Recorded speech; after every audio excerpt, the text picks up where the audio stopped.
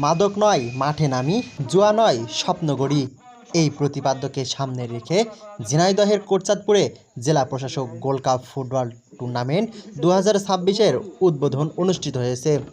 শুক্রবার বিকেলে কোটচাঁদপুর সরকারি পাইলট মাধ্যমিক বিদ্যালয় মাঠে আয়োজিত উদ্বোধনী অনুষ্ঠানে প্রধান অতিথি হিসেবে উপস্থিত থেকে টুর্নামেন্টের উদ্বোধন করেন ঝিনাইদহ 3 আসনের জাতীয় সংসদ সদস্য অধ্যাপক মতিয়ার রহমান।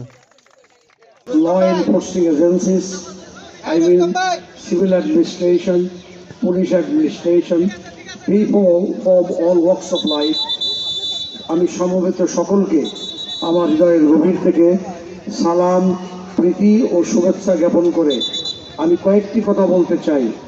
আজ জাতীয়ভাবে গণপ্রজাতন্ত্রী বাংলাদেশ সরকারের মাননীয় প্রধানমন্ত্রী জনাব তারেক রহমান এবং বিরোধী দলীয় প্রধান ডাক্তার শফিকুর রহমান সহ ঐক্যবদ্ধভাবে আমরা জাতীয় খেলাধুলা স্পোর্টস অ্যান্ড গেমসের উপরে সবিশেষ গুরুত্ব আরোপ এই জন্য করা হয়েছে যে তরুণ সম্প্রদায়, তরুণ ও বিভ্রান্তকামী যুব সম্প্রদায় তারা মাদক আসক্ত হয়ে পড়েছে, যার জন্য under such awkward situation owing to save the skill of our national educational development, I mean our students, আমরা তাদেরকে সেভ করার জন্য from the cruel grasp of intoxication, মাদকের করাল গ্রাস থেকে দেশ ও জাতিকে রক্ষা করার জন্য সবচেয়ে বড় প্রয়োজন খেলাধুলা ও বিনোদনমূলক আচার অনুষ্ঠান বাড়ানো।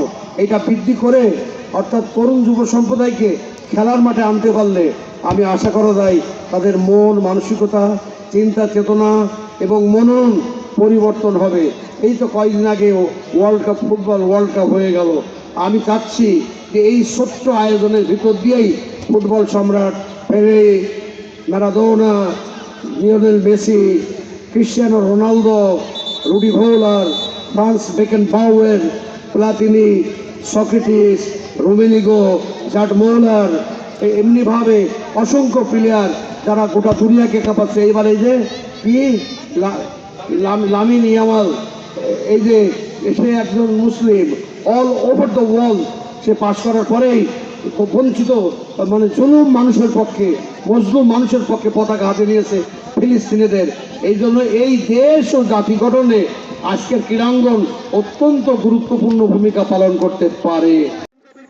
এ সময় অনুষ্ঠানে সভাপতিত্ব করেন কোটচাঁদপুর উপজেলার নির্বাহী কর্মকর্তা মিস দীপারানী সরকার।